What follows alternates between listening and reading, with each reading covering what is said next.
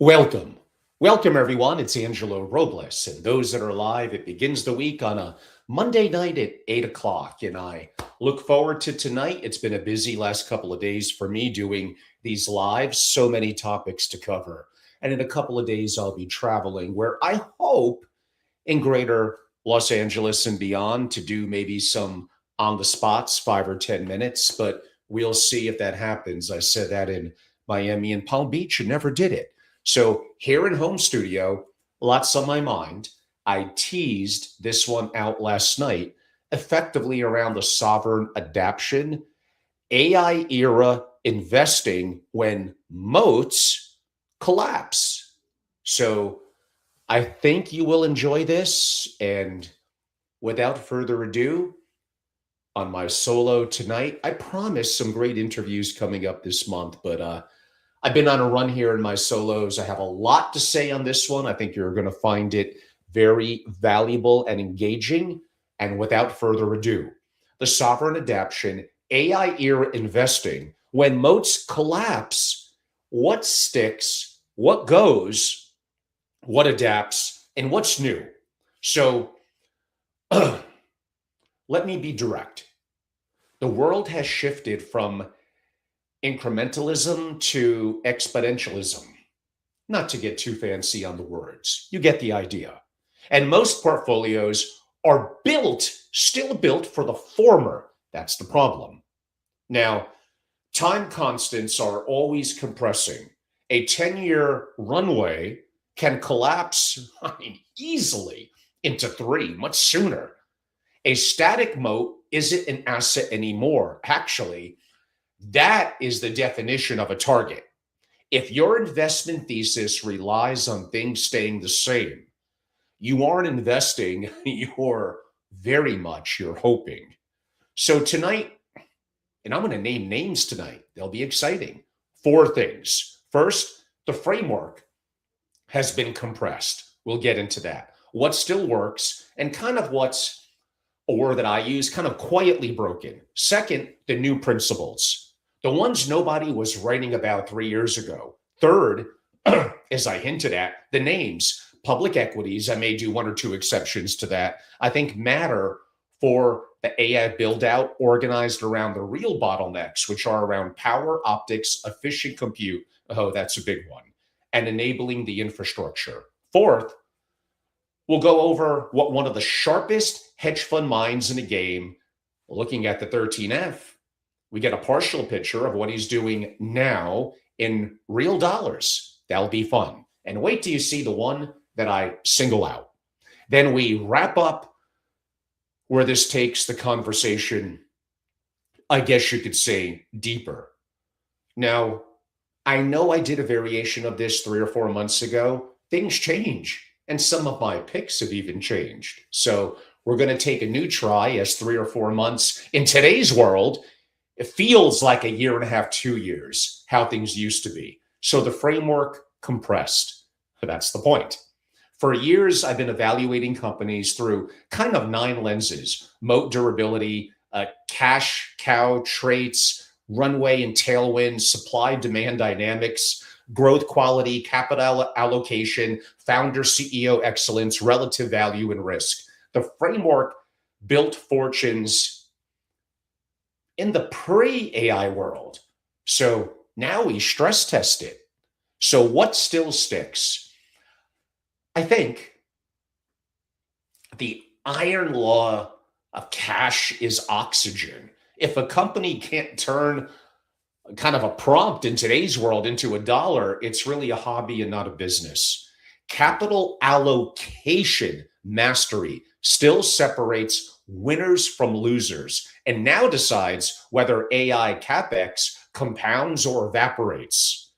The founder obsession to me endures. We bet on the builder over the observer. Relative value, iron law, untouched. What goes? Let's see. The obsolete metrics, to me, quarterly latency. If you're waiting on a 10Q to tell you a company is growing, you're probably 3 months too late. We need a real-time signal. Linear 10-year TAM runways collapsed. Geographic borders are dead for AI. Autonomous agents scale instantly. What adapts? The new moat, fabric moats transform. Process moats dead. AI effectively automates them. Data network effects, brand equity to me is soft. Proprietary data loops, well, that's different. That's hard. Switching costs 2.0. It's no longer about software lock-in. It's about AI integration depth, how deeply embedded the model is in kind of the customer's actual workflow. The new moat question isn't how strong is this moat? It's, is this moat AI proof, or does AI commoditize it? That's really the key question. Now, supply demand kind of inverts. The new constraints are compute. That's a huge one. Energy and inference cost curves. Forget Moore's law. It's done. Watch dollars per token. Risk frameworks are expanded. Add AI displacement. Add commoditization speed. Inference cost or inference cost exposure more specifically. Add energy availability as a category one threat. Now, here's where it starts to get interesting, kind of what's new. 5 emerging principles. 1, the AI leverage ratio. We are looking for operating leverage kind of on steroids. If revenue per employee isn't going exponential, the company is trapped in a legacy cost spiral. Come on. 2, inference economics, gross margin sensitivity to compute. Cost per query trends, energy access as a moat component. 3, data moat quality. Proprietary data with reinforcement loops beats public data. Usage that improves the product, that's the new compounding. 4, speed to adapt, really important. AI native, or is AI simply just bolted on? 5, human AI kind of in some ways complementary, kind of a taste, a curation, a strategy, a capital allocation. These get more valuable as AI handles the commoditization, so to speak, of work, not less.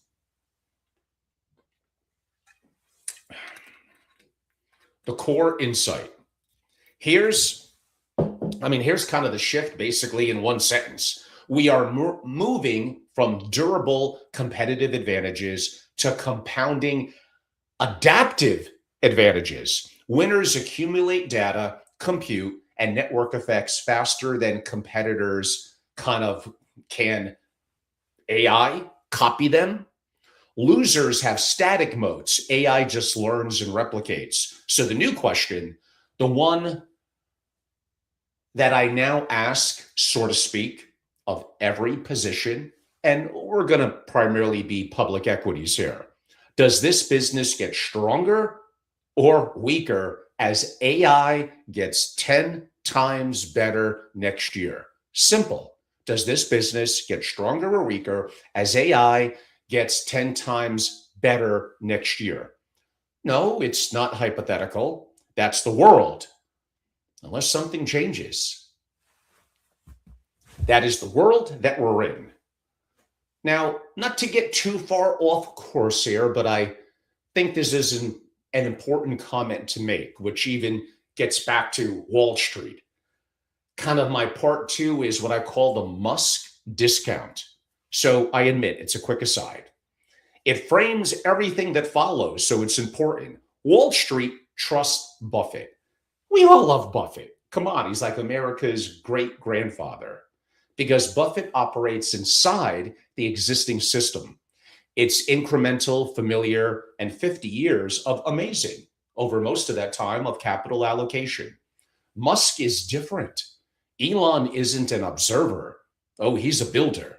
A career of turning impossible into industries. Come on. We're going to get a little bit to SpaceX, Tesla, a little bit. Reusable rockets, mass market EVs, global satellite internet, frontier AI, etc.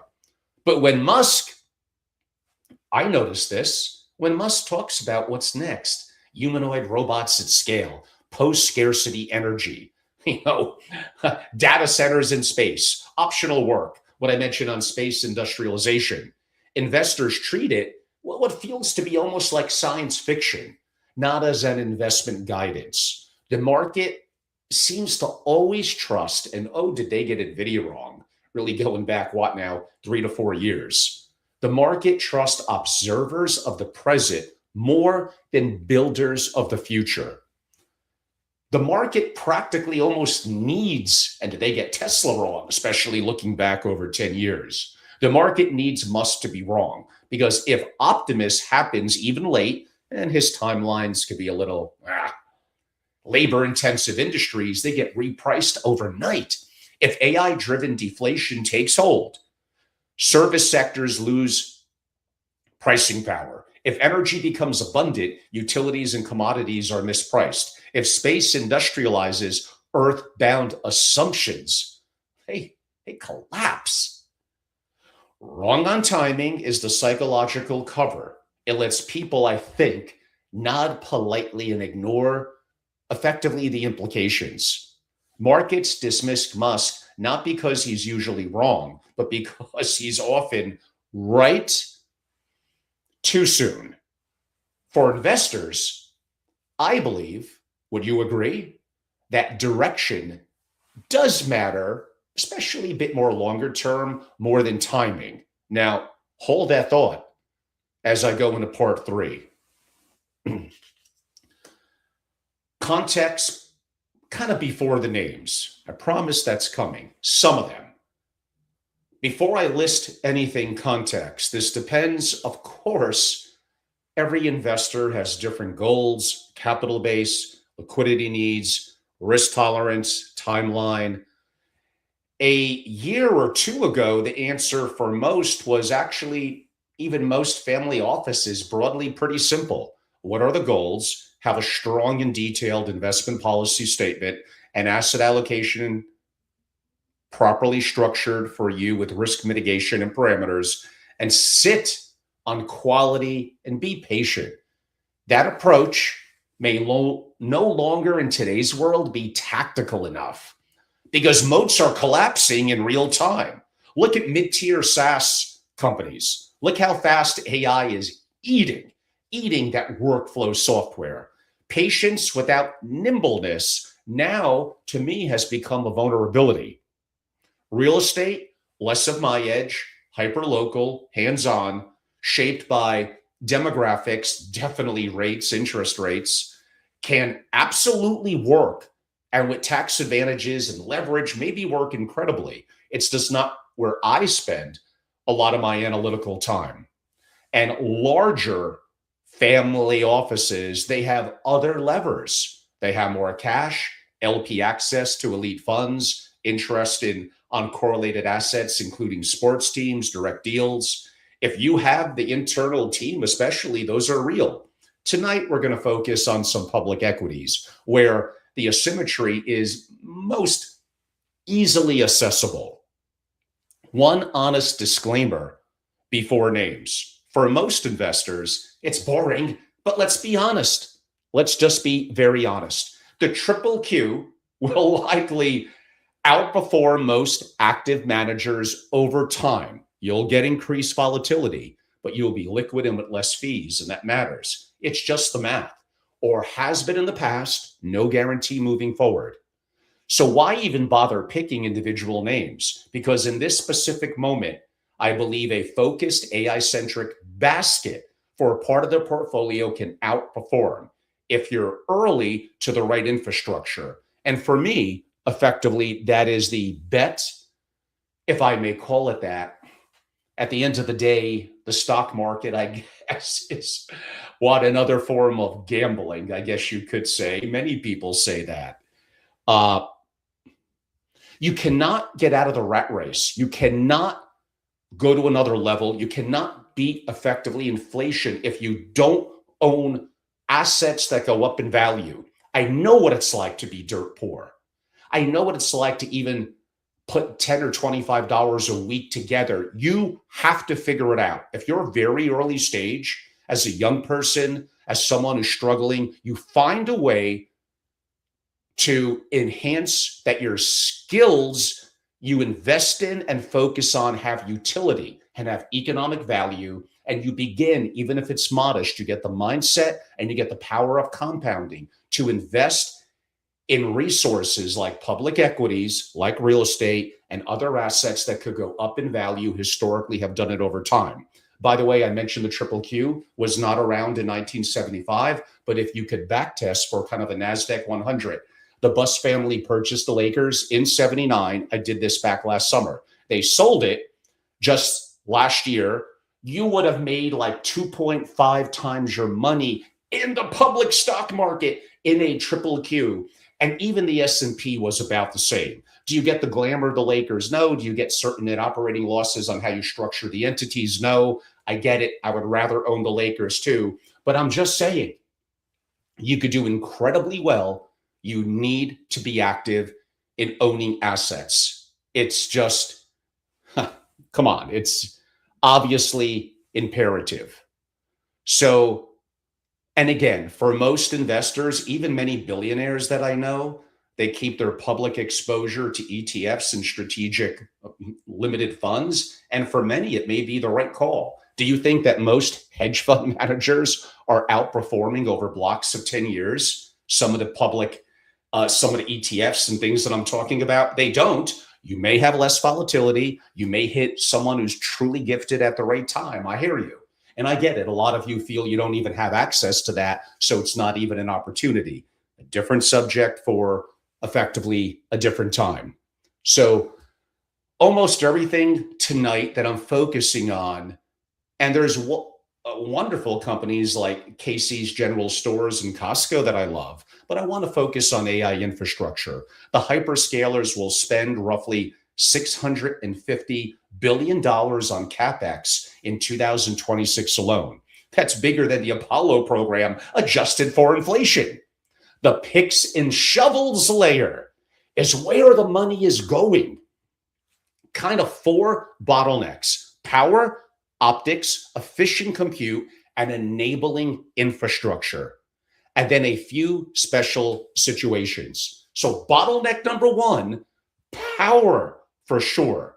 AI is fundamentally really a power story. Compute eats electrons. And the grid, effectively, the grid cannot keep up.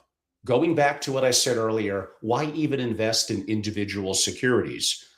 I wouldn't if I didn't feel they're going to beat the index I'm comparing it to.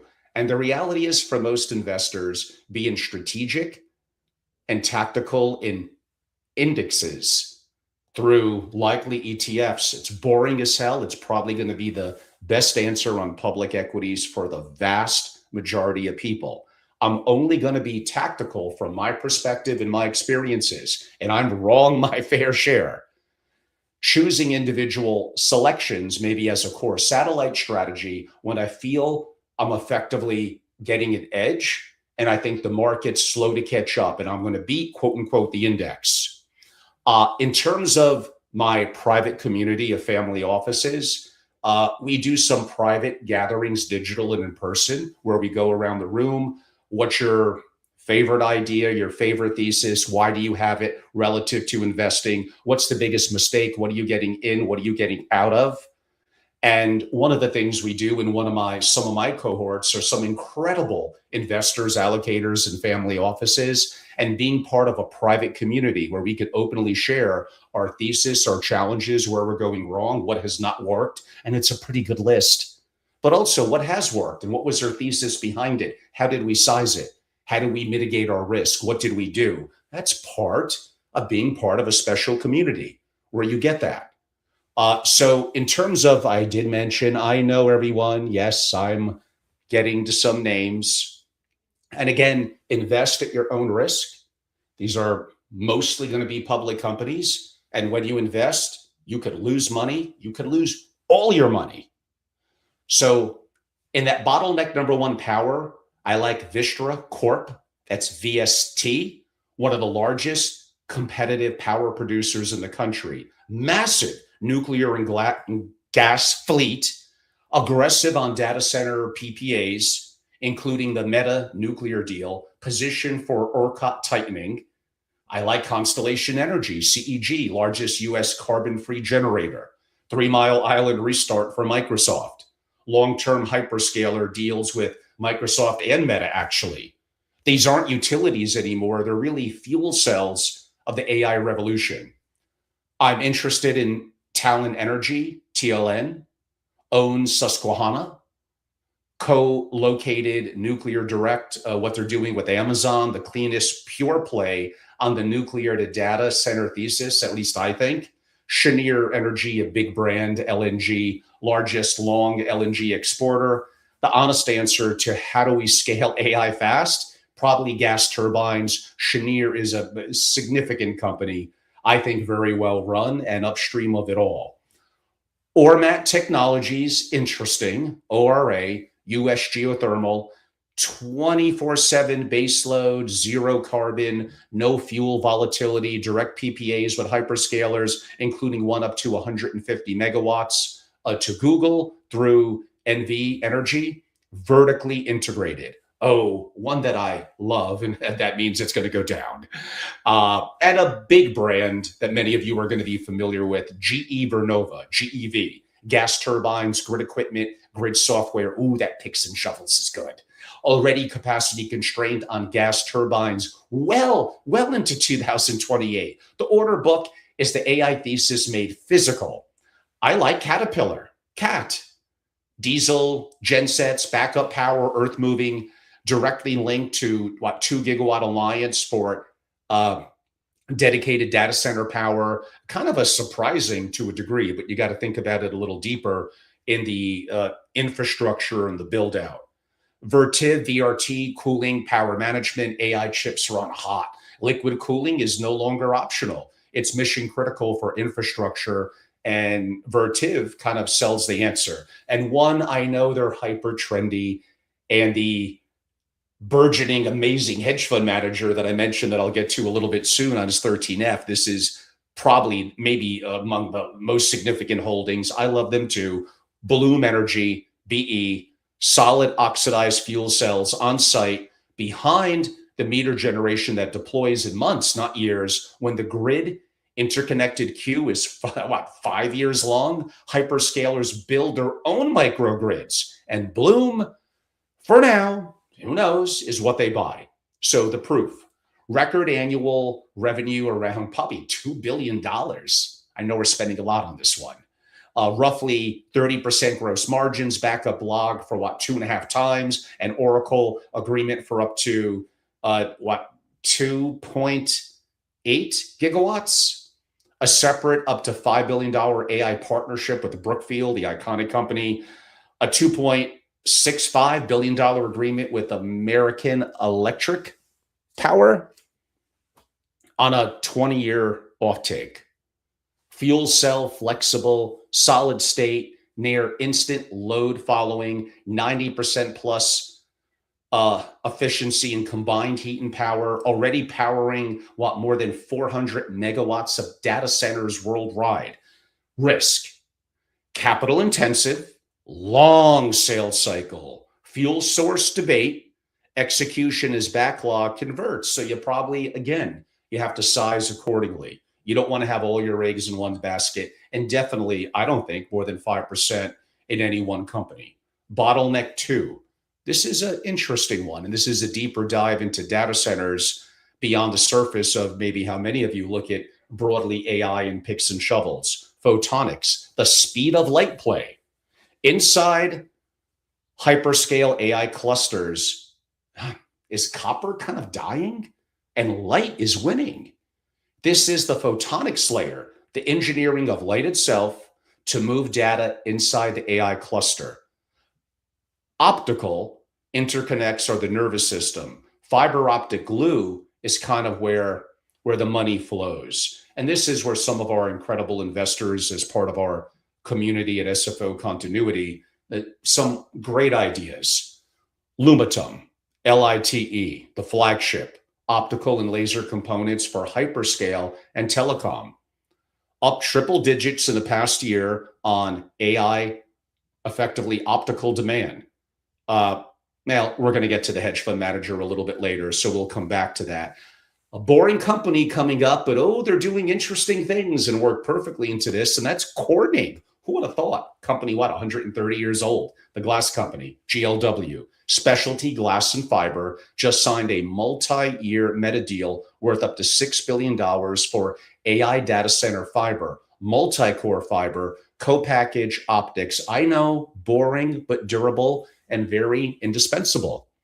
Applied Optoelectronics, AAOI, optical transceivers and modules, hyperscale 800G orders, smaller, more volatile, but levered directly to effectively the optical refresh cycle, AEHR test systems, AEHR, I guess, symbol, wafer burn or burn in for silicon carbide and photonic chips, tiny, way more volatile, but strategic, the test layer for kind of the next generation of the optics ramp. AXT or AXTI, the bet on indium phosphide, interesting, look that up. The substrate behind high-speed AI optical networking, backlog growth tied to scale-out optics. I hope you're all enjoying this. There may be one good one among this. You'll see. We'll check back in a week, a month, 6 months, in a year. But oh my God, staying too long term in today's world, it's careful. You may have to be more tactical, but maybe a subject we hinted at we'll come back to at a later time. Sivers Semiconductors, Swedish small cap lasers and millimeter wave for high speed optical transceivers. Really interesting company, including a $1.6 trillion partnership with Jabal. Speculative, but they have real IP.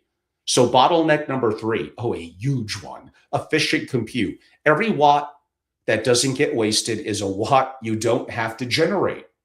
Nubius, NBIS, kind of the core weave competitor, smaller, growing even faster. Reportedly, who knows, signed roughly a $27 billion Meta deal. Boy, Meta's been really active. Microsoft is a customer. NVIDIA invested $2 billion. High multiple, capital intensive. This is the bet that GPU shortages probably last. I'm going to leave it at that one for that bottleneck. Again, there's some things I keep only for my members. I'm being more open than I normally am more publicly here.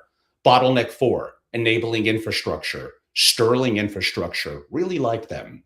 STRL, the architect of the build-out, site development, and specialized construction for mega fab and data centers. The work small contractors kind of can't touch, they could. The shovel before the building. Texas Pacific Land, TPL, kind of the royalty king. Land, water, and easements in the Permian. Capital light, almost no incremental capex, collecting checks on every drop of water, every foot right of the way the AI build out simply requires. Teradyne, some would say a boring pick, but hey, you got to have some. TER, semiconductor robotics test equipment. As silicon gets more complex and humanoids robotics ramp, Teradyne sells kind of the validation layer. SanDisk, well known, maybe a little overplayed. SNDK, AI is memory bound. OpenAI alone has reportedly contracted up to 40% of global DRAM capacity, and NAND and DRAM are the silent kind of winners, I guess you could say, in this. A Carpenter Technology, CRS, specialty alloys for aerospace, defense, and energy. The AI build-out drives the defense and aerospace cycle, and Carpenter is upstream. One I'm really interested in is Clean Harbors, CLH, hazardous waste, industrial services, environmental remediation, quietly essential to the build out, boring as hell, recession resistant, and for sure, mission critical. Now, those are maybe some exceptions there. We could argue a little bit more of a satellite. Would I make any of them a core? No. Do any of them even smell 5% of my public equity? No. Are some of them more a foot in the door? I believe in ETFs. I have them. I believe in some diversity away from the US and the US dollar, AKA emerging market. Sure.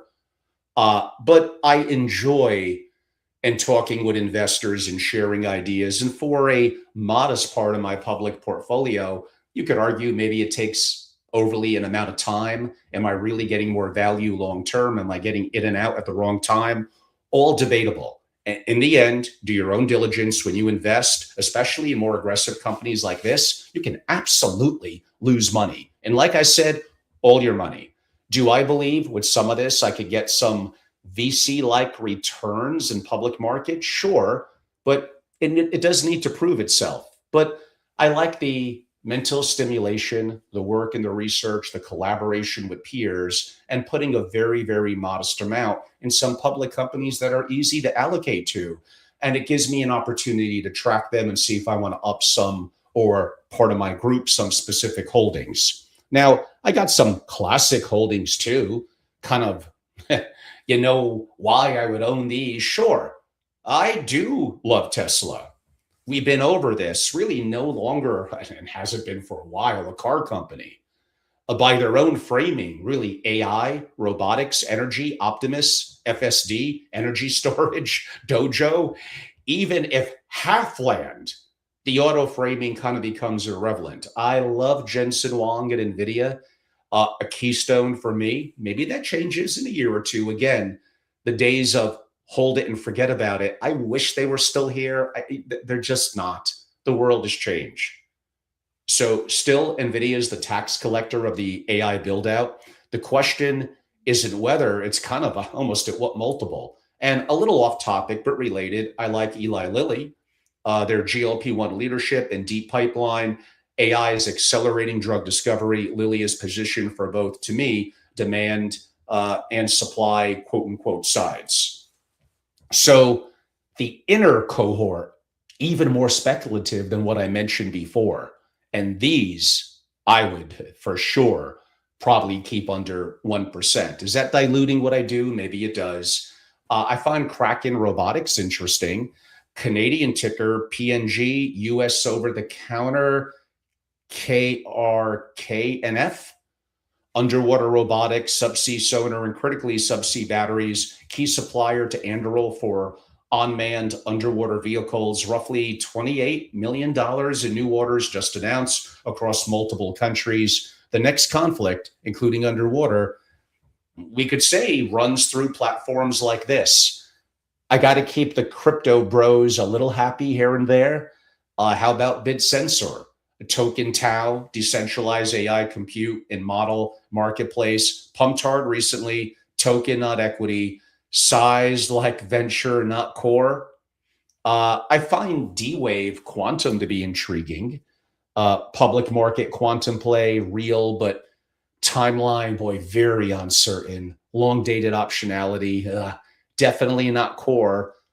One day quantum will be here in a big way. And I don't know who that winner is going to be. Of course, none of us does. A little bit of an indirect SpaceX. And so SpaceX for now is still private, but April 1st of this year, SpaceX confidentially filed an S1 with the SEC, confirmed by Reuters, Bloomberg, etc. The target, wow, roughly 1.75 trillion valuation, summer listing, largest IPO, obviously, in history, and includes XAI and with SpaceX merged with just really a couple of months ago. The question isn't necessarily whether to wait, it's whether there's a public market wrapper to own now before kind of a IPO repricing, I guess you could say. There might be. Look at EchoStar, ticker would be SATS. Last year, EchoStar sold Spectrum to SpaceX in 2 deals. Net result, EchoStar now holds roughly $11 billion of SpaceX stock at strike, about 2% of SpaceX fully diluted shares. Kind of the, let me get a sip. going a little longer than I thought. I always feel that way. So much for 20 to 25 minutes. One day that's coming. For now, they all appear to be 45 minutes to an hour. The punchline: at IPO valuations, that stake alone could be worth maybe 35 to 40 plus $billion. EchoStar's entire market cap is in the high 30s. You're buying the SpaceX stake and getting the legacy telecom business and a delevered balance sheet, what feels like for free. Citi upgraded it. Morgan Stanley upgraded. Now the risk, yeah, they are there.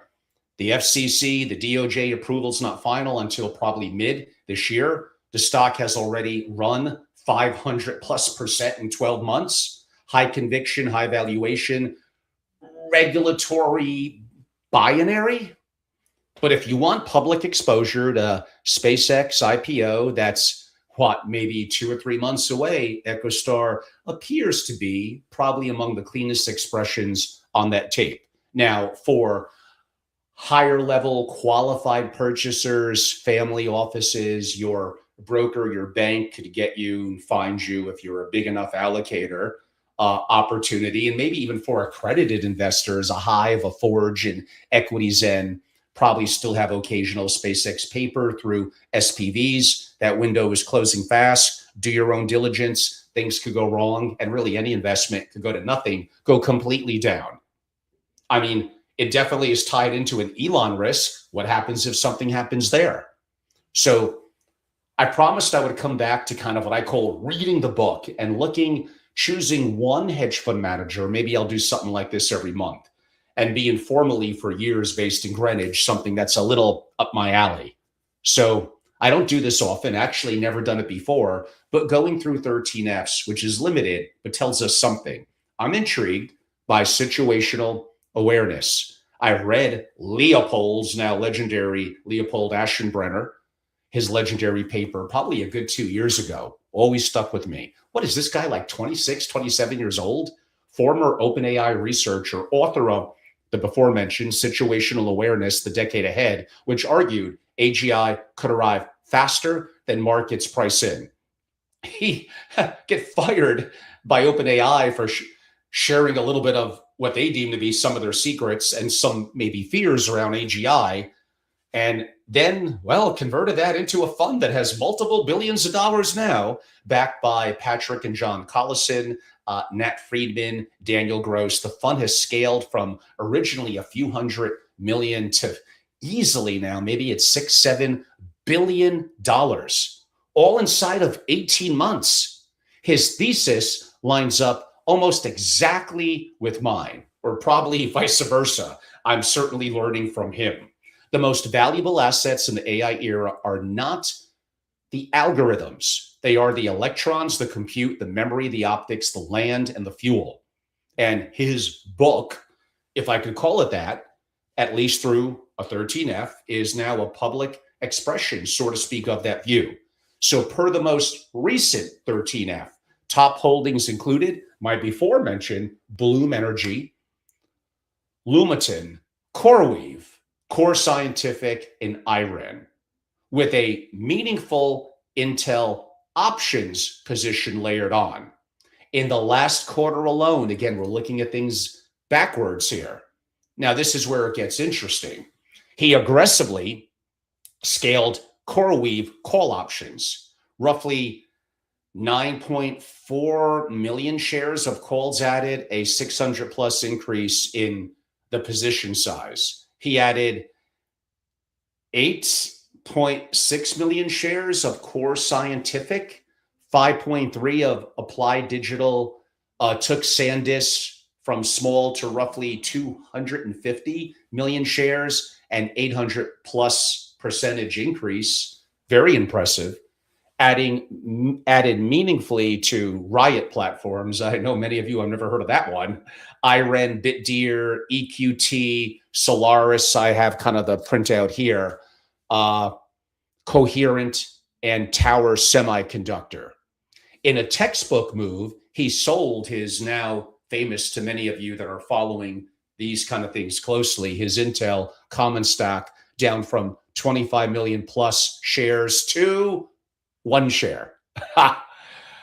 While keeping the Intel call options, pure leverage on the optionality, freeing up real capital that this young one is a smart one. No guarantees. Maybe it's God knows what happens. Hedge fund managers have blown up before, but smart guy and doing interesting things. So the pattern from Altitude, Bitcoin miners pivoting to AI hosting, Core Scientific, Riot that I mentioned earlier, Hut 8, Iren, Bitdeer, GPU clouds, per again, his book, CoreWeave, Applied Digital, Energy Upstream with EQT, Solaris, optical and connectivity. Even I mentioned Lumitum as well, Coherent, Memory, SanDisk, mentioned them, on-site generation, kind of everyone's darling now, Bloom Energy.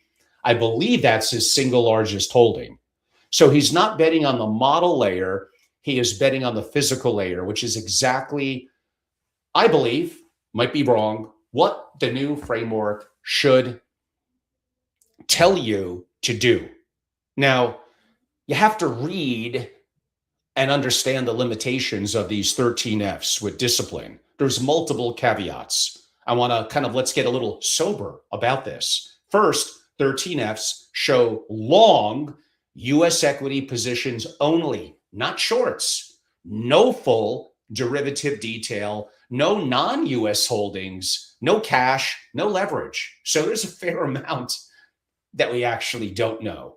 And in Leopold's case specifically, actual reported AUM is closer to $380 million as I'm seeing it here. The $6 billion is more gross exposure, not really net assets. So it's materially, as we could gather, very much levered. Again, 13 Fs are delayed up to 45 days. By the time you see it, the manager has had a quarter, effectively, it feels that way, to change their mind. 13 Fs are interesting for idea generation, sure. They are usually a terrible mirror to copy. Treat them like a senior peer's reading list. Not a portfolio. And I can't really emphasize that strongly enough. They're intriguing, but they just don't tell enough of the picture. And a lot of these people are hyper tactical. Things are changing so quickly. And looking back at it weeks and weeks and months back, it could be very different now. Maybe I'll throw in 2 intriguing private company bottleneck bets. This more for the qualified purchaser family offices. The biggest bottleneck for AI is simply scaling it's energy, not chips, energy. 2 private companies sit squarely on that bottleneck, both for the LP eligible audience. Sogaldry Technologies, founded by kind of an iconic figure in Chad Rigetti. Yes, the Rigetti from Rigetti Computing, alongside Adalia Friedson and Michael Kaiser, building quantum accelerated AI servers. We'll see. And one probably a little bit more, and the last one from this, a little bit more well-known in general matter, founded by Scott Nolan, former SpaceX engineer, and founders fund partner Peter Thiel is on the board, if I remember, a rare board seat actually for him. They produce, I guess we pronounce it HALEU, high assay low enriched uranium, the fuel nearly every next-gen reactor design needs, and which today is kind of functionally controlled by Russia. It's an interesting company. Like a lot of private companies, who knows? But for those that are qualified and have access and resources, I think it's to me, that are interesting. So let me get a little back to, now that we spent a pretty fair amount of time throwing some names at you, that again, when you invest, you absolutely could lose money and you could lose all your money. Understand that. So kind of a revised decision matrix. Let's get back to it. Here's how I now rate near every position on kind of a little bit of a 1 to 10 scale. Boy, you're getting some of my secret member sauce here. It's okay. Probably you're half asleep watching this anyway. One, AI proof moat strength. Can AI commoditize this? Two, cash generation quality unchanged. Three, AI era runway, compressed timelines, new adjacencies. Four, compute data and networking position, the new supply constraints. Five, real time growth, quality, faster signal, sure, than quarterly. I would say six, really important one, capital allocation plus AI deployment capability. Elon is considered a kind of a capital allocation master, but who knows in the future? Maybe that changes. Seven, management era AI judgment, adaptation speed. Many companies are not winning that. Eight, risk adjusted return versus alternatives, kind of unchanged. Nine, AI leverage ratio, revenue per employee trajectory. 10, commoditization resistance. How fast can AI replicate this? I think forget the labels, kind of forget the growth, forget especially like even definitions like value, at least for the sectors that I'm talking about here. Although I think it's much broader than that, but we'll see. Ask really in any investment, is this a good investment now? And then how about in 6 months, in 1 year, in 18 months? What is AI going to do on that timeline? Suppose, like I said, at 5 or 10 X's. I used to love the idea of buy and hold. And for certain things, I still do. I just think things have changed and we need to adapt to that. So I go back to a little bit in my close, the sovereign advantage. I'll leave you with this. The frameworks that worked for the last 50 years, well, they still may apply partially. The investors who refuse to update will watch their portfolios get disrupted or not get the returns they want to get alongside the companies they own.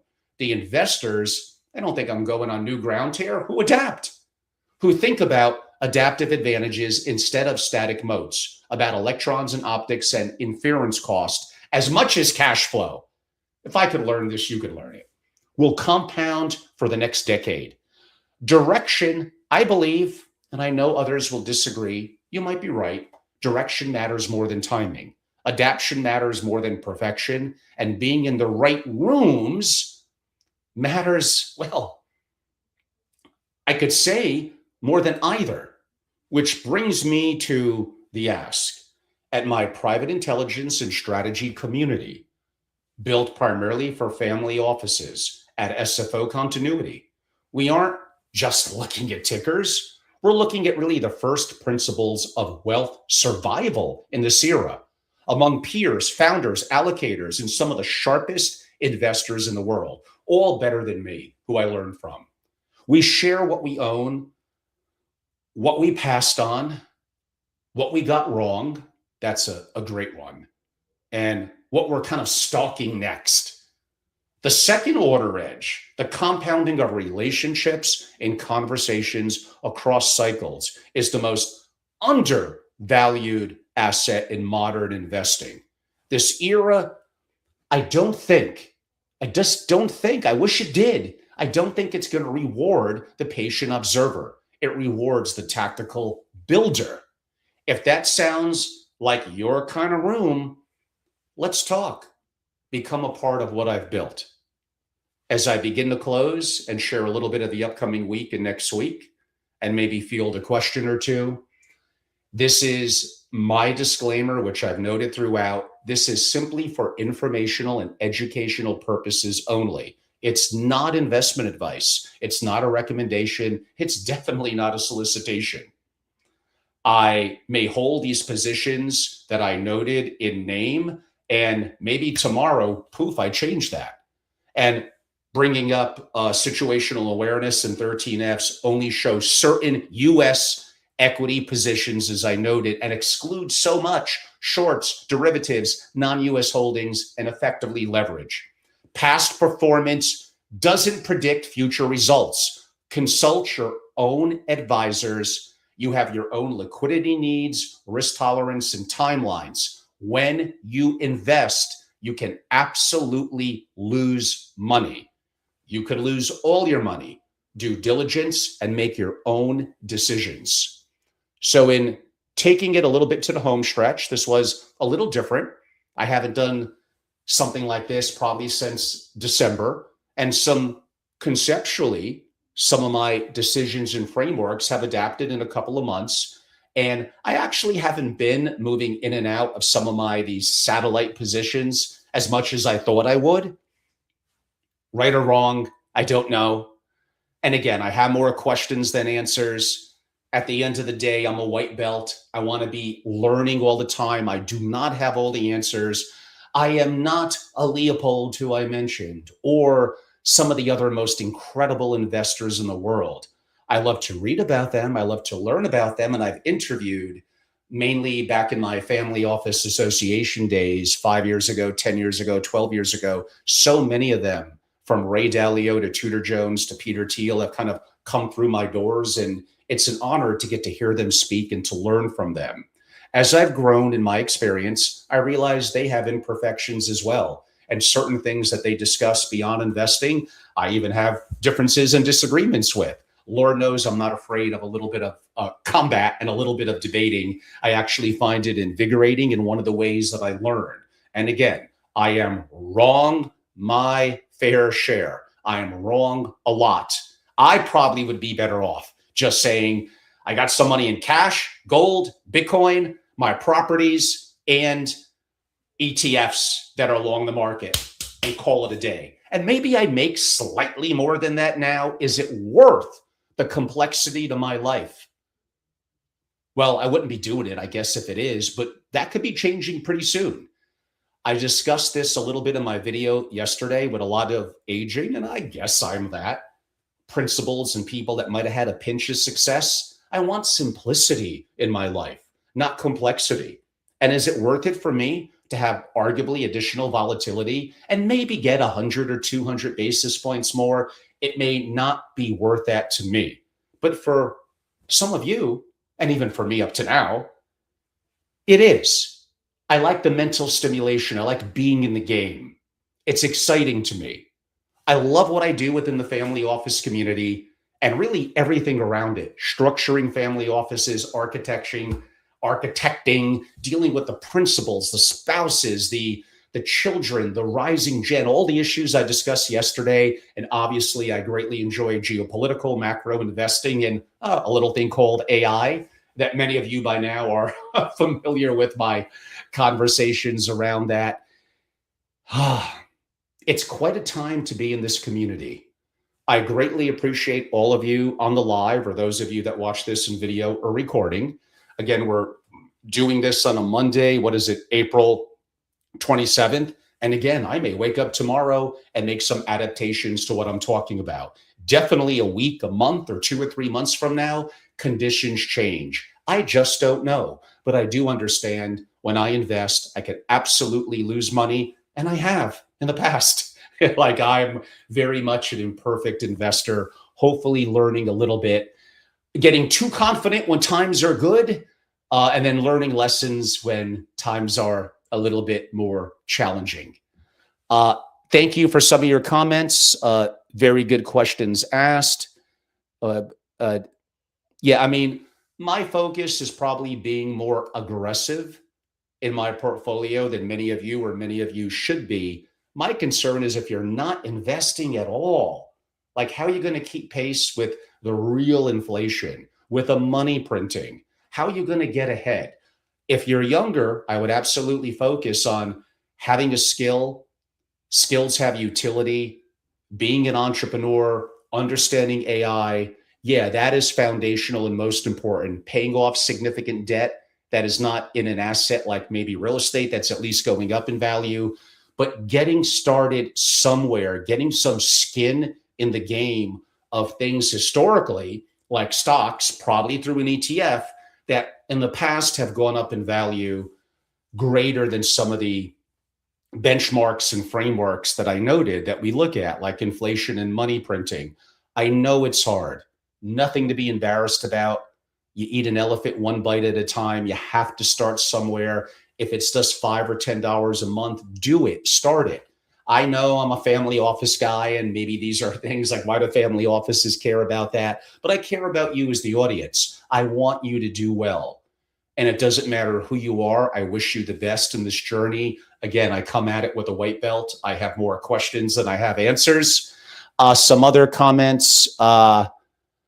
I'm not sure Nat Friedman's fun name was that one of the investors in Leopold Aschenberger's situational awareness. And again, in today's world, it's just so easy to look up the 13 Fs and things like that. But don't forget what I said earlier about all the things that are missing from that and how laggard it is as well. And a lot of these managers, they're very tactical. They're getting in and out. They're using leverage. They're doing like a lot of different things. And what did I say? Many of you, if you just stay long-term in something like the triple Q, you're probably going to beat with more volatility. Sure, likely, you're going to beat a lot of them long-term. But you're not going to beat all of them. There are some that are going to be special. We just don't always know who they are. So I do enjoy talking about the thinking and thesis behind investing. I do love what I do within the family office world. You could go to my angelorobles.com and learn more about membership and the value of membership and what we provide, who are often going to be qualified purchasers plus, and obviously my focus on family offices and much, much deeper than just investing. And it really is an exciting time. I've been in this community, kind of feels like forever. I love it. Love what I do. I'm going to be maybe do one more solo. I have some ideas before I head out to LA. I'll be there during Milken Week. I got some soirees and lunches for my members that I'm hosting. Still not too late to go to angelorobles.com and become a member and be a part of it. When I come back, I have some incredible interviews. I got some incredible ideas about solos. I got updates to some of my books. AI is changing so rapidly. That is exclusively for my members. And right around that corner is my June 23rd and 24th, my in-person immersive multi-day AI Family Office Masterclass. My website has all of that on it. You can learn about it. You've probably heard me talk about it enough. And we have some of the most incredible family offices in the world that already signed up, are members, or joined because of that, and are going to join us on that date. And yes, I will do others through the year, and a member could attend multiple of them, because there's value in kind of the compounding effect of that. So you can learn all about it. You know where to go. I appreciate all of you. I think that wraps up a little bit on questions. Thank you all for your time and have a wonderful evening. Thank you.